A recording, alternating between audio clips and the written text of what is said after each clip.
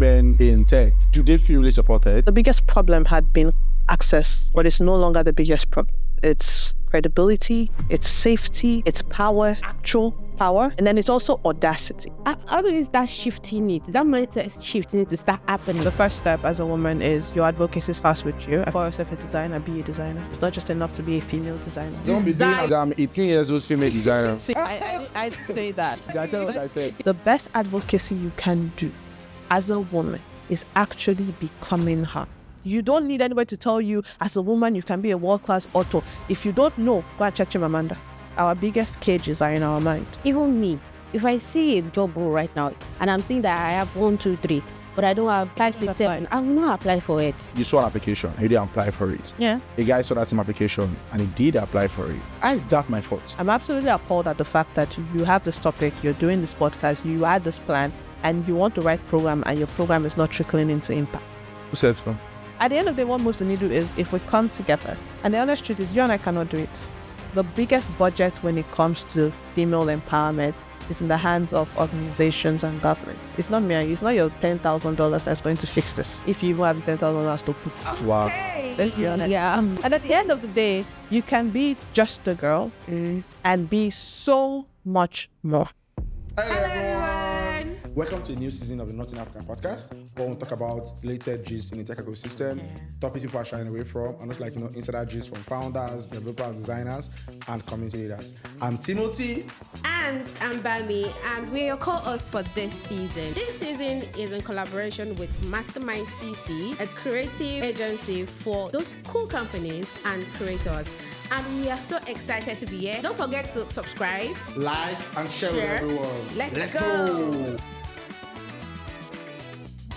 Hi everyone, and welcome to Not in Africa podcast, where we talk about nothing and everything in tech and people who work in tech, their lifestyles, and what you need to know if you can get to the industry. Today we're having Very interesting. an amazing conversation regarding women in tech, advocacy, and if everything that we're doing regarding women in tech are just performative, or they are really creating an impact, a long-lasting impact, not just to hit a goal or maybe meet KPIs.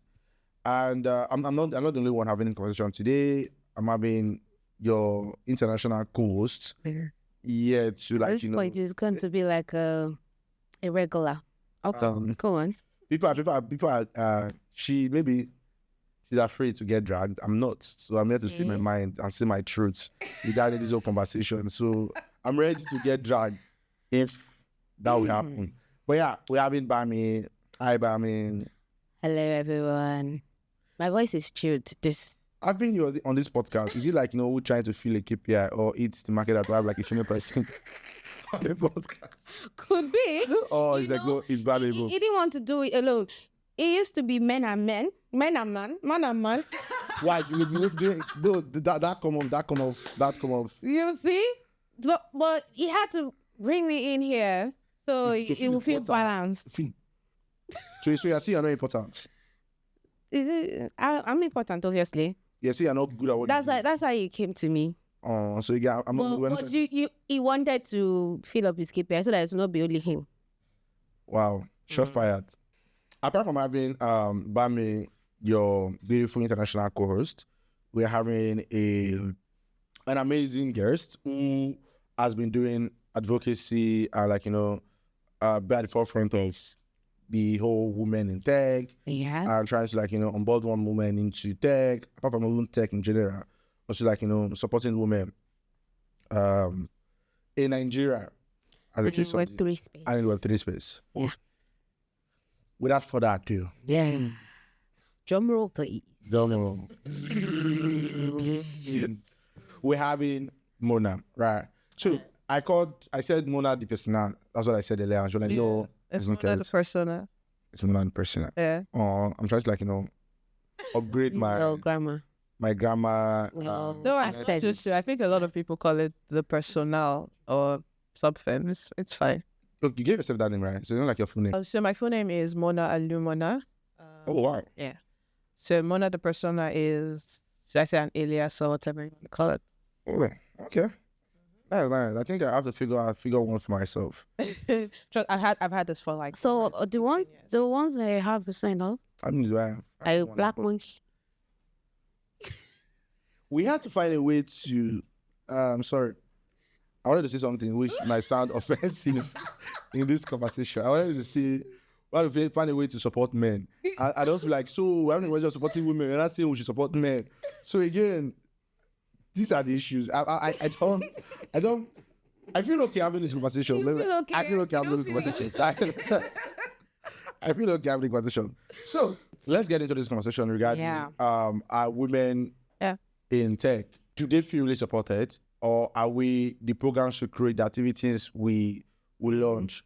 Are they really to support women, or we are doing that because we want to be part of the whole International Women's Day agenda thing, or we want to fill up a quota because company has set a quota that we have to have X Y numbers of women part of the company, maybe as a community, or maybe part of the whole hiring quota. You have to have women present your company. And sometimes I see people doing this argument online that having co-founder, that's how the female co-founder in the team talk and invest in you. Most times people just bringing someone.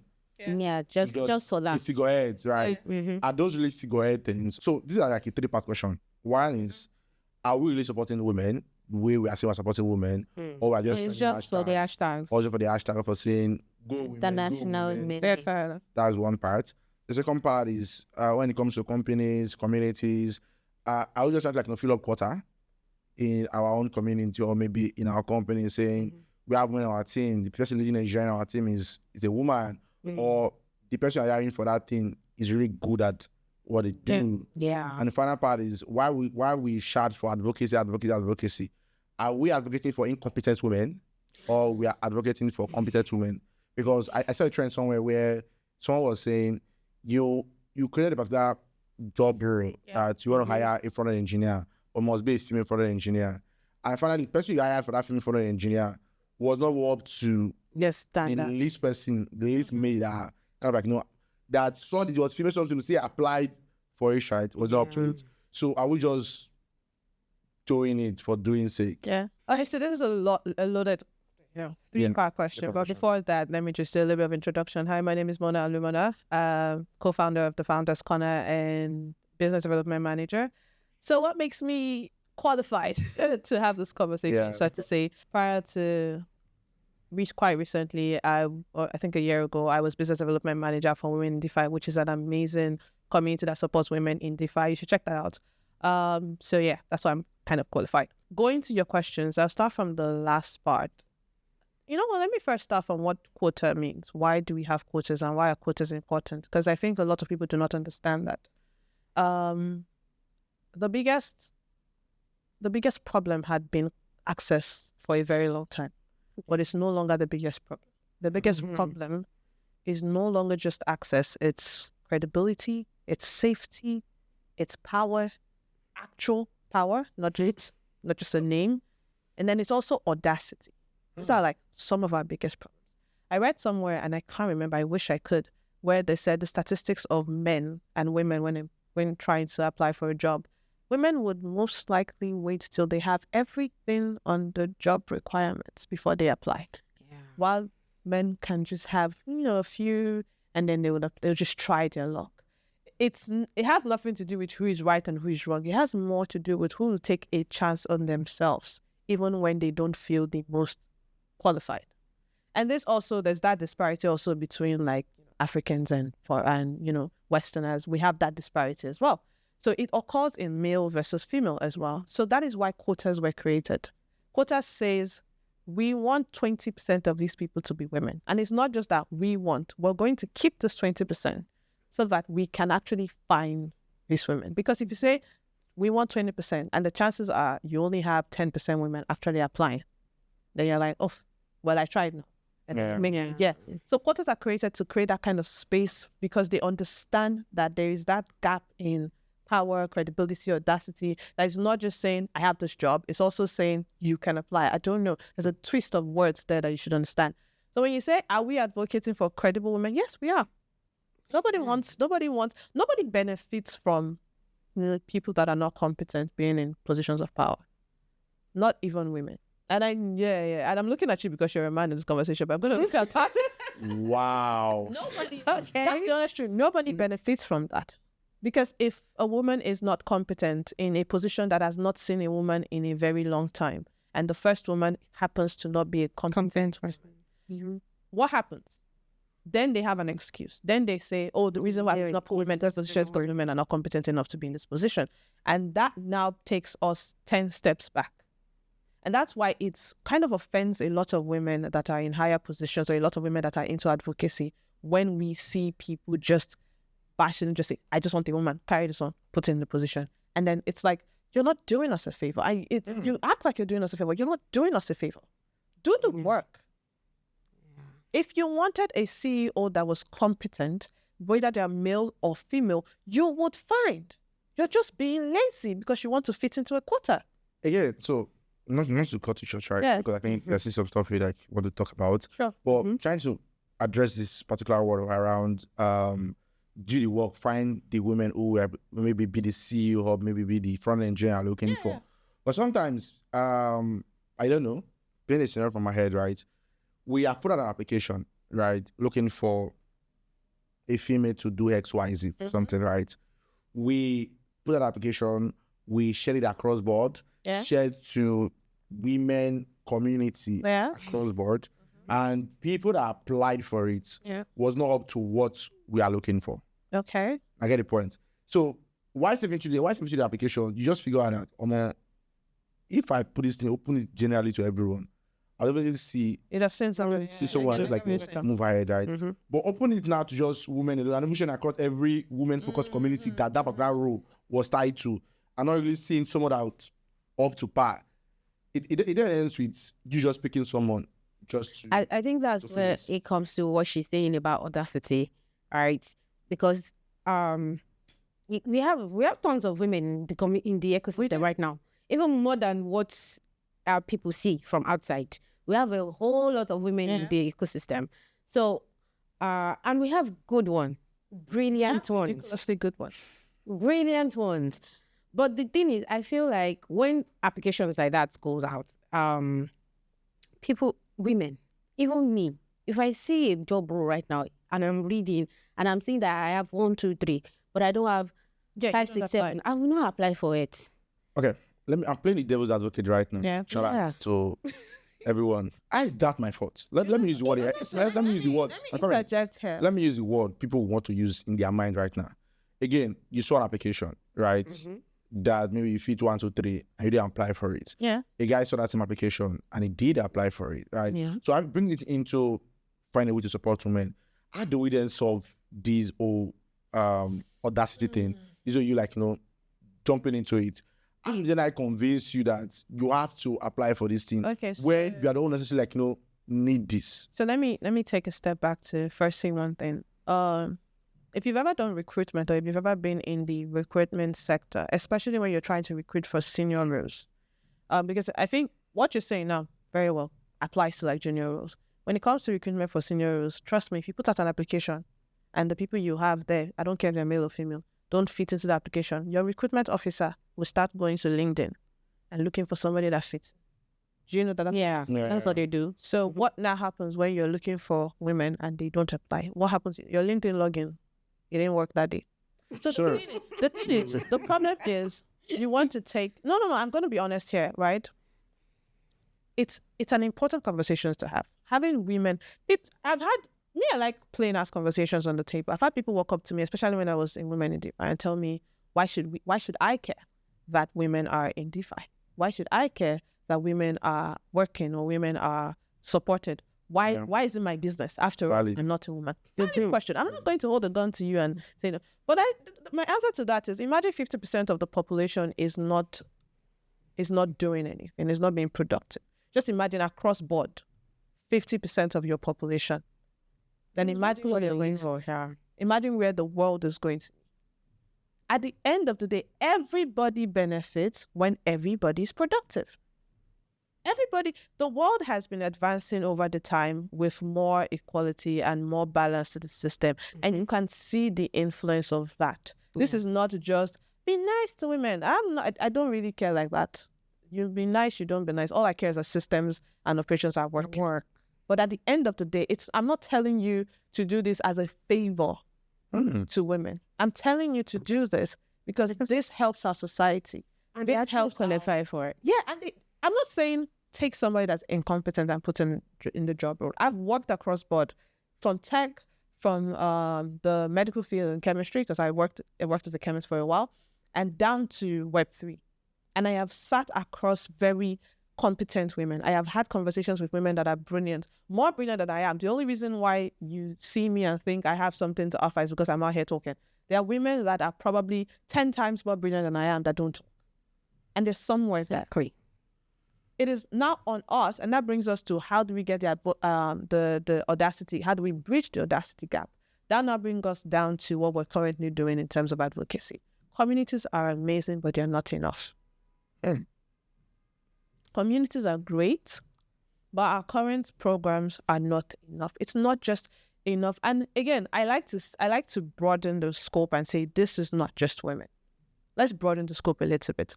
You create a system or a mentorship program, if I'm not mentor, a program, for example, and you decide you want to teach 10,000 people a course. Let's say website development. If 10,000 people apply for that website development, maybe the first lecture, 9,000 people come. 1,000 is already dropped. Yeah. 9,000 people come. The second lecture, I bet you, not up to 7,000 will be there. No. By the time you're ending that program, you probably end up with less than 2,000 or 3,000. Yeah. What has happened? You've lost about 7,000. This is not remove gender anything today. This is how the human being operates. Then you're not coming into a lesser pool where you have all women. It's not because they are women that they are dropping. It's because this is how the human mind works. Oftentimes when we bring this conversation, everybody will say, women, it's the humans first. This is how the human mind works. How many online courses have you taken this year? Last year? How many did you finish? I know who starts. That is how, do you get what I mean? This is not I finished because we're doing a women, that's why we're not seeing. This is how the human being works. And this is why a lot of programs, it's not just women-only programs. A lot of programs have zero impact. You hit your KPIs, and at the end of days, when you come back 3-4 years later, nothing to show for it. Why? Because if you don't create structure to keep people accountable, human beings are not going to keep yourself accountable. I am one. Do you know how many? Go to my Udemy. 20%, 30%, 50%. Okay, maybe I like this course a little bit. 80%. Maybe I've even written a course to a point where I'm 99%. Just write one final exam and get your certificate. I'll do it tomorrow. I'll do it next tomorrow. It happens to the best of us. So why is that when it comes to female programs, everybody now wants to be self-righteous and be like, whoa, after all, we gave the program, why didn't they finish it? Well, because maybe you've not finished your Coursera course. It happens to the best of us. Yeah. So this is why the programs have to change. It has to be less about just impact. So if you actually want to have advocacy, if you actually want to have empowerment, if you actually want to have reasonable impact, and this is something any organization can take, regardless of if you're doing a women program, you can take this. You have to create systems that support people across the journey. What does that look like? It looks like mentorship. It looks like sponsorship. They're two different things. Mentorship, hi, how you doing? Have you done this course? Do you have any questions? Do you have this? Sponsorship, I have this internship at so company, and because you've done up to 80% of this course, come. We need more of that in this program. We need more sponsorship. We need more integration. Don't just do programs and then people write their exams and people pass and then you're like, bye. See you all. See ya. Go. I've done my part. Put them into systems that allow them work those skills. Put the women, and I'm saying this, I'm being very open, but obviously we're talking about women here. Put them into systems that allow them work. Let them do internship. Hack Sultan is doing something like that recently. Started last year, where he asks companies to, hi, I have these people that finished tech schools, old school, different schools, they've finished, they've passed. You come and take interns from here. This is not even gender, this is everybody. Why? Because it's important. People are not just going to stand up and become so good. That's not how the world works. A few of us will, a few of us can do it, but not everybody can. So you have to create those systems. Let's have sponsorship. Put the women, hi, you finished this course? Okay, nice. There's this internship in Base. There's this internship in Solana. There's this internship here. Let's put you here. There's this internship in, Google, Meta. You're good. And then they're like, no, I don't have, you have, that's where sponsorship, it's not just mentorship. No, I don't, they want 10 years experience. Don't worry, you have 5, don't worry, come. Do you see what that does? They're not telling you to go and do it. This woman is telling you that I have done it. I had 3 years when they were asking for 10 years. So I know that it's possible. You come do it. That's where sponsorship, mentorship, that's the kind of mentorship you need to have. That is the kind of impact that actually sticks. Not just have courses and then let people go. I'm trying to remember the first question. I think you've more than ever answered a lot of questions in my mind, literally. I was trying to think around what the next support system now look like, right? What do you think? What's the system that is not performative, right? So the first system is, the first one I would look at is, number one, how are you tailoring your programs? I think before the cameras came in, I asked you a question as to why won't you take the extra step as to do post-program follow-up or post-program mentorship or post-program something if you actually want to make impact? Because a lot of these companies, they're going to do International Women's Day programs, and none of them are planning for how do I post it was never in the agenda. It was never. And see, look, I would much rather you don't do anything than do something that looks like you're doing something and there's nothing. Stop. To all the people, stop wasting your money. All right? Wow. Okay. Stop wasting your money. If you don't want to put in the work to actually get stuff done, partner with people that are already getting stuff done. We have, I think, Web3 ladies. We have women in DeFi. They have she could Africa. It's amazing. Give them the money, because you're wasting your money. Give them the money. Let them put in the extra work that you're too lazy to do. Nobody's even asking you to figure it out. Just don't come in our faces.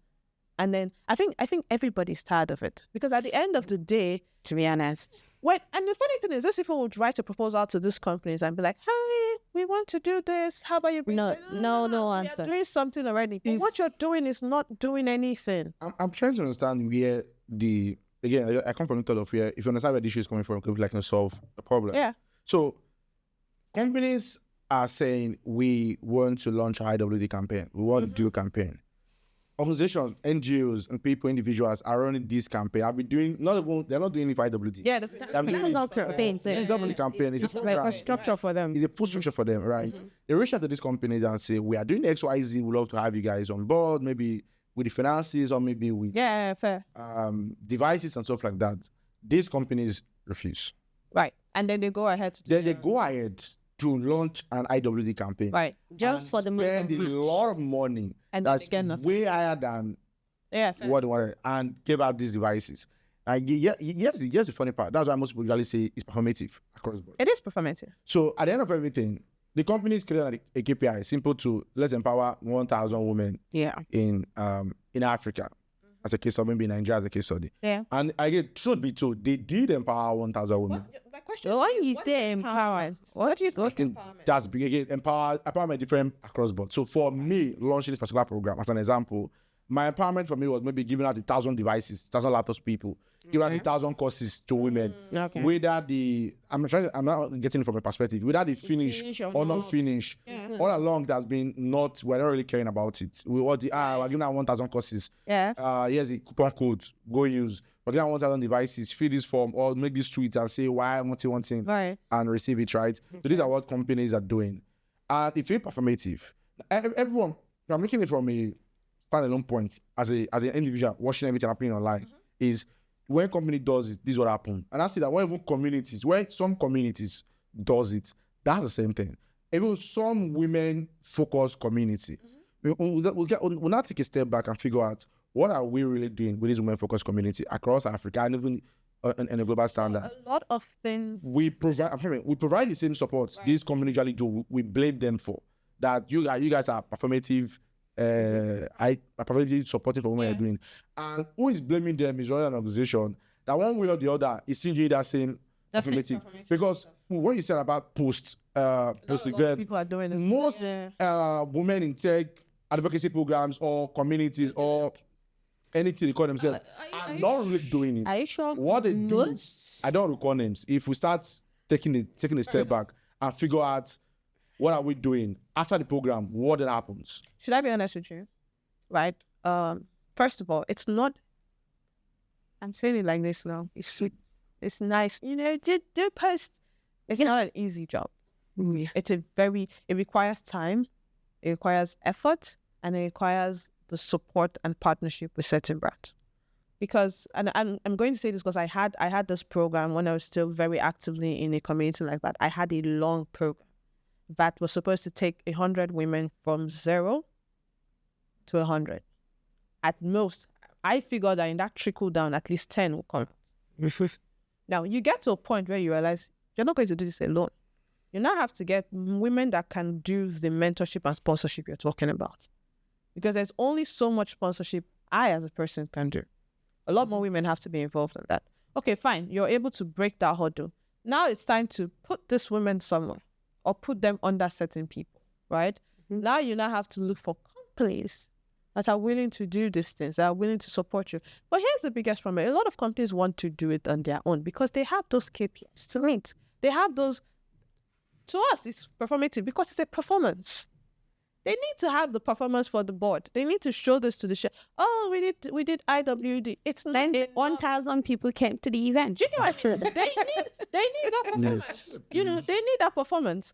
And they're like, if I put my budget into this thing you're bringing, it's not giving me that performance I want in front of the shareholders. It has always been that. Do you understand what I'm saying? So it doesn't just trickle down to them or what they're doing. It also affects what these NGOs or these organizations are doing. Because they also need money. Okay, let's be honest. They need funds. They need partnerships. They need support. And then when you want to take all that budget and support and everything that has been done by companies or government into doing your own thing that you're not going to be able to put the effort and time into creating that system that works, they are robbed. I'm not going to say robbed because you didn't come to the house, but they are essentially robbed of that support, of that partnership. And what now happens? Both sides are now lacking. Nobody wins.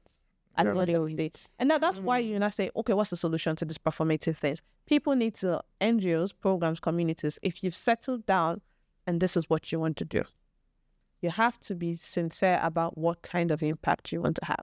The numbers are attractive. The numbers are sexy. The numbers, oof, you want them. But the truth of the matter is 1,000 incompetent people does nothing for you. Does nothing to the ecosystem. Does nothing to the world. It does nothing to the world. 1,000 people that have not bridged that confidence gap are going to be 1,000 people with the best certificates and the best resumes collecting dust somewhere.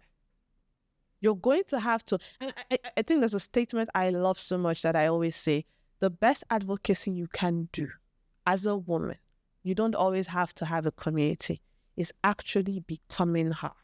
It's actually being that woman. It's actually look, I don't need anybody to advocate for me that you can be an MD of a bank. I just need to see Bukwawashika doing it and doing it well. You don't need anybody to tell you, as a woman, you can be a world-class author. If you don't know, go and check Chimamanda. She doesn't need to just come and say it. She's lived it. She's done it. She embodies it. Been there, done that.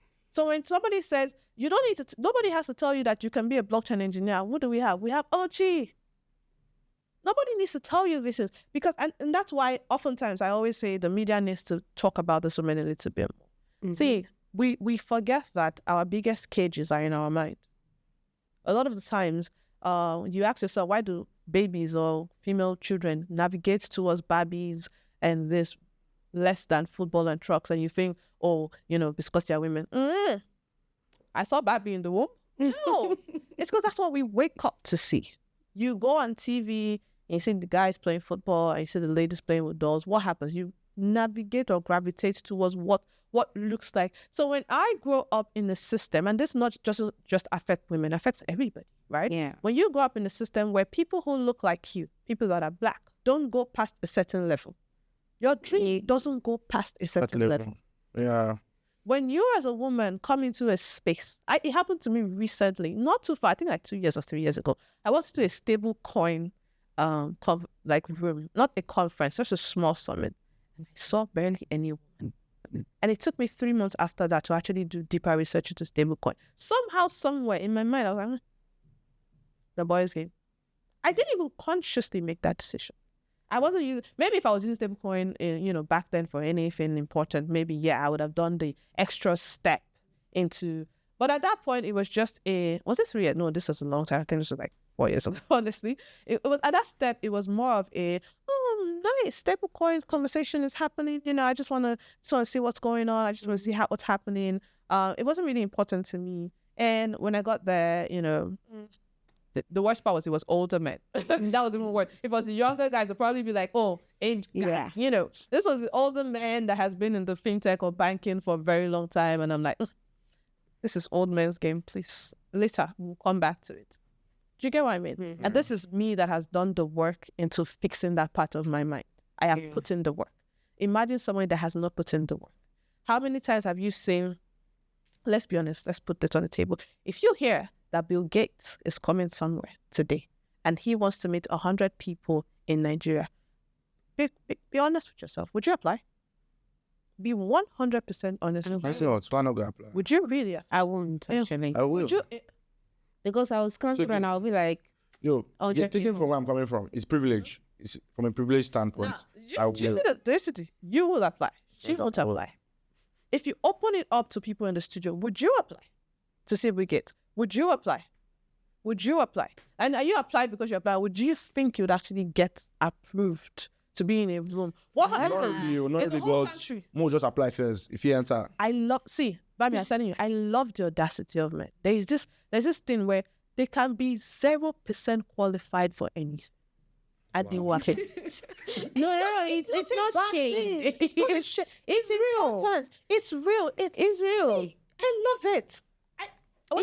What she said about Bill Gates happened like yesterday night. Somebody sent me something Canada, blah, blah, blah. And it was like, I should apply for it, that they are coming to do something for. And the first question I asked is this real? The chances is not even far. It happened last night. This happens to you'll be so surprised how many people this happens. I was like, is this real? Oftentimes, now this is a normal thing. A lot of people may not apply, but you will see the percentage. A lot more women will not apply. A lot more men will be like, I shall apply, even if they don't apply. There is that. I think it comes with, as a guy, you're given a bit more freedom. As a lady, you're given a bit more that's what restrictions going on. There's that thing that happens to us. I think there is that. And there's risk management as well. I think women we don't want to think about everything at the same. And this is not. This is neither. This is neither good nor bad. This is not you're wrong or you're right. This is just conscious of how you think, so you can mitigate those efforts. They will tell you, and if you open it up to the world, they'll tell you the same thing happens within like Black people and the Western people. Black people are more likely to be overqualified for a role they apply for than women. That's just general stuff. That shows you that this is not just a gender stuff. This is a people stuff. It's a human stuff. So why is it that when it comes to gender conversation, everybody is on guard? Nobody wants to admit that, maybe it's because I think this way, or maybe this is how it happens, or maybe this is the work. Because everybody, I love when I have conversations with men, I can see them carrying their shield and like, and it's almost because, they feel this is going to become a men are bad or men are this attack. And honestly, to me, I could probably give it 1,001 reasons as to why men are, but it doesn't move the needle at all. At the end of the day, what moves the needle is if we come together. And the honest truth is, you and I cannot do it. The biggest budget when it comes to female empowerment is in the hands of organizations and government. It's not me. It's not your $10,000 that's going to fix this. If you even have the $10,000 to put. Wow. Let's be honest. Yeah. It is the actual, if you have the $10,000 to Mutsi, which I know you don't have. I'm never talking about him. Shades and salts. So at the end of the day, these are the things that need to be fixed. Let's fix this program. Let's have less performative programs, more impact-based programs, mentorship, sponsorship, right? And it plays in how you think. So once you have this at the back of your mind, I'm not just trying to get numbers. So if your result is less about 1,000 women onboarded, or more about 100 or 20 female builders, you will begin to think more in how do I get that 1,000 into building stage. It's less about just getting 1,000 signups. Think about it in business. If you're working with any product, when you start with the product, you first start thinking about signups. It gets to a point where you start saying, conversion. how many people are going to actually use this this product? Now, when you get to that point where you're beginning to think how many people are going to pay for this or how many people are going to trade on this platform, you realize that your marketing or your growth plan changes. Yeah. That is what needs to happen. What you're thinking about, what your end result is, needs to change. The minute it changes, I don't need to come and tell you what to do. The minute that changes, you change your program.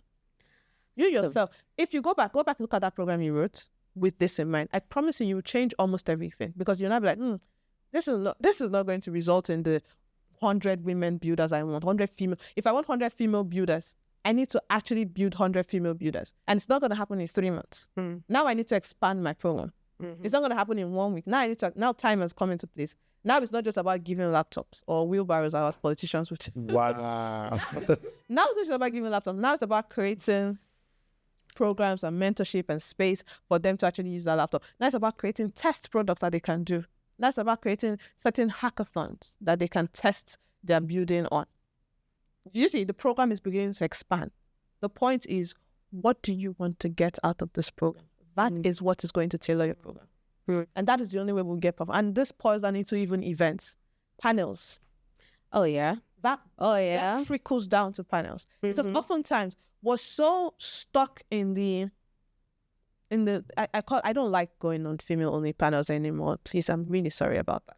But it's because I'm tired of the conversation. You have a conversation and you're talking about the struggles of a woman in Web3 and the struggles and I can stay here and tell you 1,000. Please don't get it twisted. Discrimination occurs everywhere. It happens. Yeah, so I'm not going to lie to you. I've had to shut down discrimination, even in Web3. It happens. It is currently happening. So if you say we should keep talking about the discrimination from today till next year, we will have a lot. Everybody will have a story to tell. Yeah. But at the end of the day, I want people that are in the audience, that are sitting down, that are listening to these amazing co-founders, founders, builders, to think less of the discrimination, less of the problem, more of the solution. And that is what needs to change in the panels. We can't all come and talk about it. We can't all come and say, in order to stop discrimination, you have to speak up. We need to give actual solutions to these problems.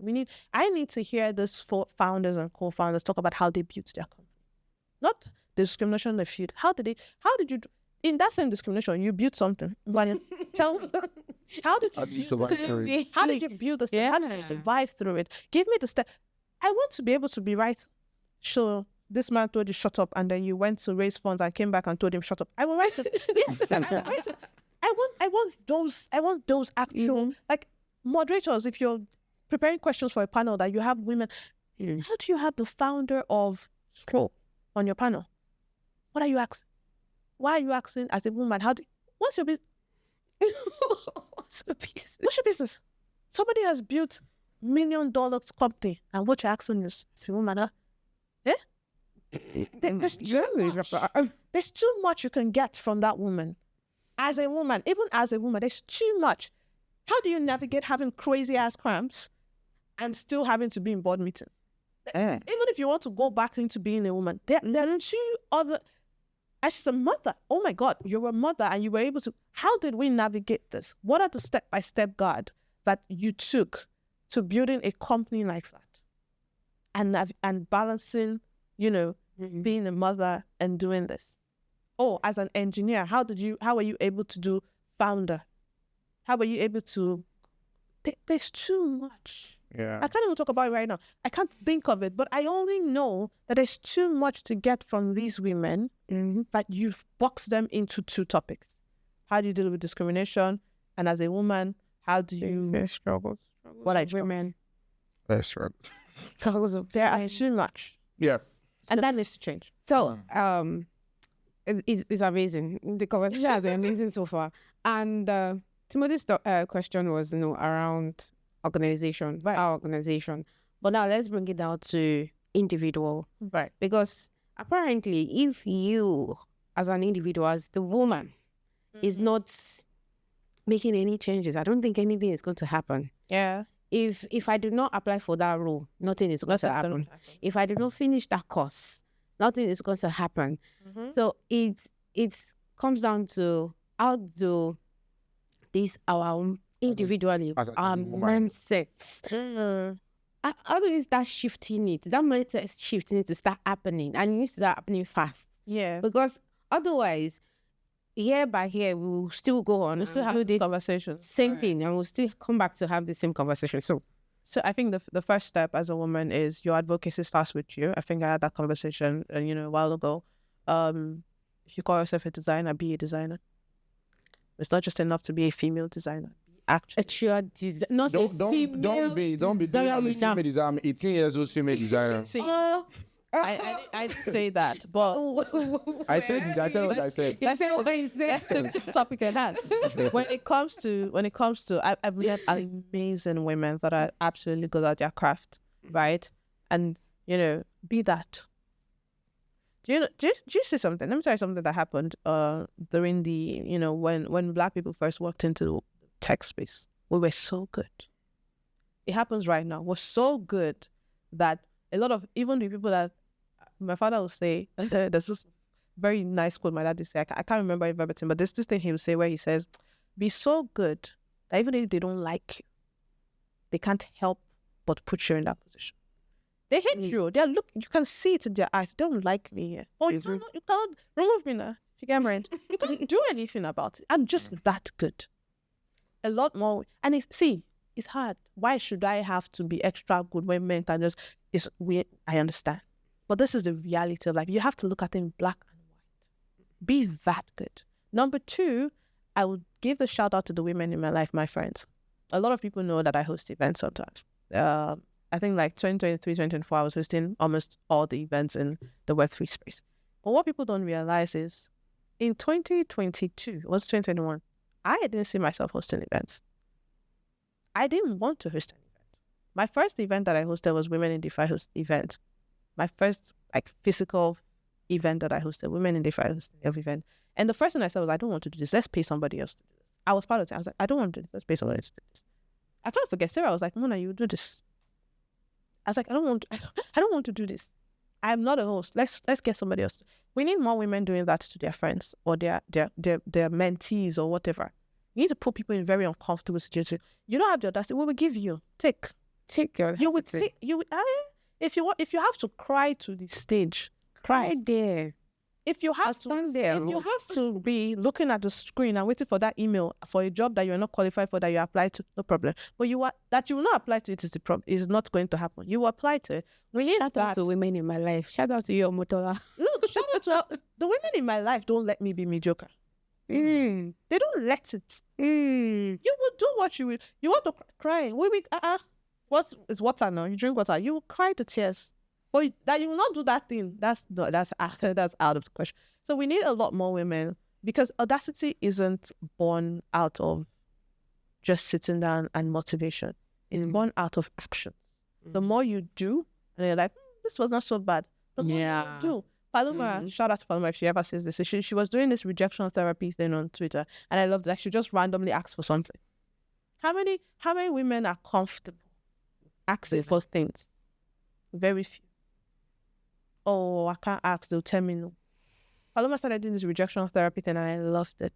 And there was a day I walked into somewhere and I asked for coffee. It's like, can I get a cup of coffee? It was a hotel. And they're like, yeah, sure. Oh, really? You can give me a cup of coffee? I would never have thought that. I just remember that. I was thirsty, I was waiting, I was tired. And I remember Paloma was doing this rejection. She probably see this. I was like, oh, can I have a cup of coffee? Mm-hmm. There is that audacity thing that we need. And the honest truth is, a lot of the audacity that we say men have comes from their friend groups, to be honest. When you saying your guy is just like, oh my God, I like this girl. And then the guy's like, go talk to her. Go. They don't see that this babe is like a 10 and the guy is like a 2. Everybody like, go talk to her. That's there is that community of like, go. We do your back. It's a lie. They're not in your back. There's no going on. But there is that, there is that, and that's what community should be. And oftentimes, this now begs to the question when people say, why do we have communities of women? This is why. This is why, right? And then a lot more communities should create that great environment for me to say, oh, this is what I'm trying to do. And then everybody's like, see, the founders call that I was working on, Amara. See, you'll probably see this. The way those girls would be like, I would drop it and they'll come and remind me. After that you're saying, Precious of where three ladies back there, these are things that we will not come out and say. The fact that I'm saying it now is because, I'm giving my girls their flowers. And I'm talking about this as a way to encourage more women to do this. But on a normal day, you will see the final result. You will not know what happened. So it comes down to that. And you like I said, the biggest advocacy is yourself. The biggest advocacy is actually becoming that person. Because I need you to be, you're being good, you're being great isn't just for you. It's for all those girls that need to look. If you've ever doubted being an author, all you need to do is just do Chimamanda Adichie. I don't need to come and tell you, you can do it. You will get you can do it when you see all the things she has done. Yeah. When you see the things that Ikwan Washuka has done, if you're in the banking sector, you will know that you can do it. Because they're not just figureheads. They're not just there as a quota. They've been there.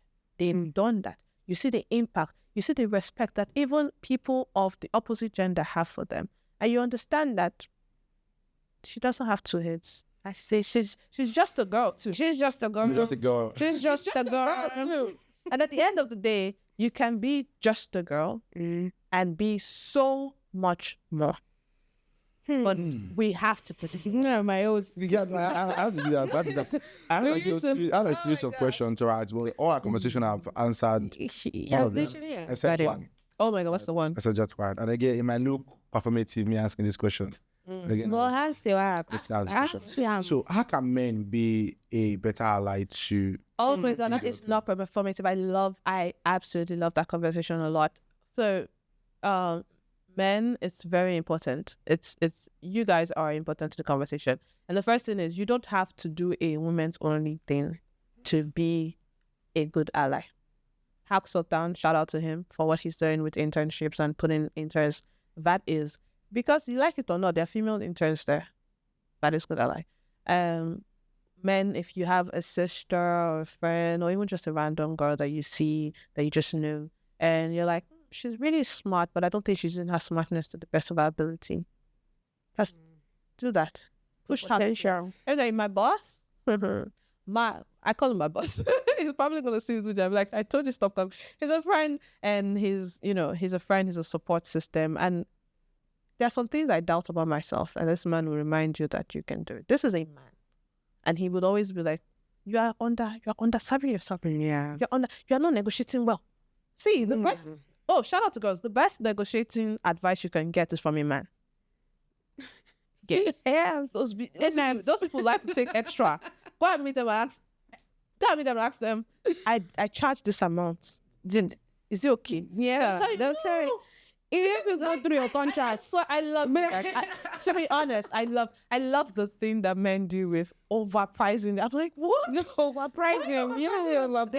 No, you guys are amazing. But jokes apart, I mean that's a joke. But jokes apart, for men, being a good ally also means, if you have a company and you're a head of any department, and I'll say that to you, I'm absolutely appalled at the fact that you have this topic, you're doing this podcast, you had this plan, and you want the right program, and your program is not trickling into impact.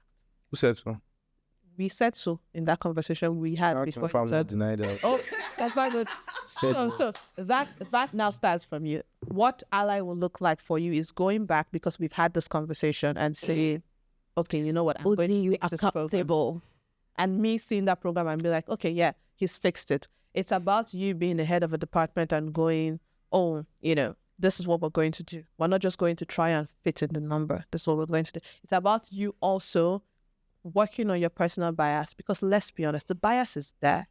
And it's not oh my God, because I have a bias, I'm a terrible person, I'm the devil's spawn. Everybody has the bias. As a woman, you have the bias to a point. Do you get what I'm saying? Yeah. Like if you're a woman that has crawled and got into it's funny. It's funny when it happens, but it happens. You've crawled, you've become a software engineer, you've become an engineer, you've become this, and then you see another woman that is the first thing that comes to your mind is, you're here? And then you have to correct yourself and be like, yes, now after all, me too, I'm a woman and I'm here. The bias is existing in everybody's mind. It happens. The point is, what you now do is you call yourself out. The difference between you and most men is that they would put out that bias. They'll relate with you based on that bias. Yeah. Based on that bias.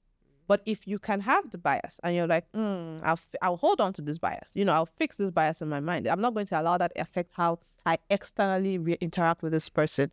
Then you're becoming a good ally. Then you're being a good ally. So yeah, I think there's a lot that men can do. I just think it comes from intentionality and less defense. Put the shields down.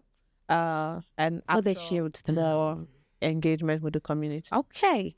I think this place to wrap it up. Right. Yeah. We talked through policies, what needs to change. How we start designing programs, and not just for the KPI alone, but really do the real itself, work. do the real work itself. For everyone who has watched this, either you are a woman in an organization who is part of the people creating those programs just to hit KPI, or you are a man who is there to remind everyone that you have not done anything for the women in the community or in the company. I just be that guy that say, I reminded you all, you see, we are here supporting the women. You understand? Not like that is me, but I'm just saying that if you are okay. if you are that, All right. now these you have to learn, change. Don't relate to people with that bias, but understand that you have to fix this whole thing. And fixing it starts with you yourself, not just going to next panel individual and talk about it and say we have to fix this issue. Right? Those hosting events, those do the women-led events, the women-only panel, you want to host an event, you figure out that if you don't have a woman in the panel, it won't look nice. You're just doing it for it to look nice. Yeah. Take the cue and change. And as I said, the best question, will this really change this whole conversation? The question I'm going to ask this woman, will it, will it impact the audience, or we are just doing it for chewing sake? Or you hosting that similar panel that you definitely do this mash. That panel will just be about what's your struggle as a woman, or asking those basic questions that we all have the answer to low key, but we just came there again to hear a woman in engineering or a woman in fashion or a woman in XYZ answer that same question and do that same answer. And you as a woman who they are inviting to those tables to have those conversations, don't come and be doing is God, the grace of God. We just strive through. Gatekeep. Apples. We just don't gatekeep. Speed those inside, those efforts. Yeah. Those are two guys. Are you able to move from point A to point B? Again, if men are gatekeeping, you as a woman should not be gatekeeping for your same gender. So again, be a great ally, either board, anywhere you swing. Be a great hand. Thank you very much Thank you so much watching this everyone. episode. Don't forget Please to subscribe, like and follow. across the One should be socials. that since it's Women Month and International Women's Month, I personally, I don't know about Mona. Maybe I want to big shout out to all my amazing women, Right. all my girls personally, and my acquaintances, my work colleagues, every amazing women that I've come across in this walk of life. I want to say guys, you ladies are the best because we need to use the right words. You ladies are the best, and you see that audacity. Own it this year. If they are selling it for 1 million, go and buy it. Borrow money and buy it. Oh, sure. That's the thing. And Own it. I think before I have to stand up and leave, I would like to say it's International Women's Month, and if you are somebody who wants to support women and just make sure that we keep these conversations going and keep the empowerment of ladies, because at the end of the day, it benefits us both. There are a lot of female-only or female-led communities that I think you should be involved in. I think a lot of them have like the donate button in their website. There's She Code Africa, there's Web3 Ladies, there's Women in DeFi, there is Women Tech Makers, there is HardDAO. Please do the work. Go and research on them. Okay? Thank you very much. And shout out to all the women. I love you guys. And thank you for showing us that we can do it. And, bye. Bye. And don't forget to follow our guest. Yeah. Yeah. As art. So you can follow me anywhere at Mona de Persona, or you can follow my brand, which is the Founders Corner. A lot. By the time you see, there's a lot have been happening there. So yeah, just go there, check there, and I'll see you later. Yeah. Bye. I'll see you Bye. in the next episode.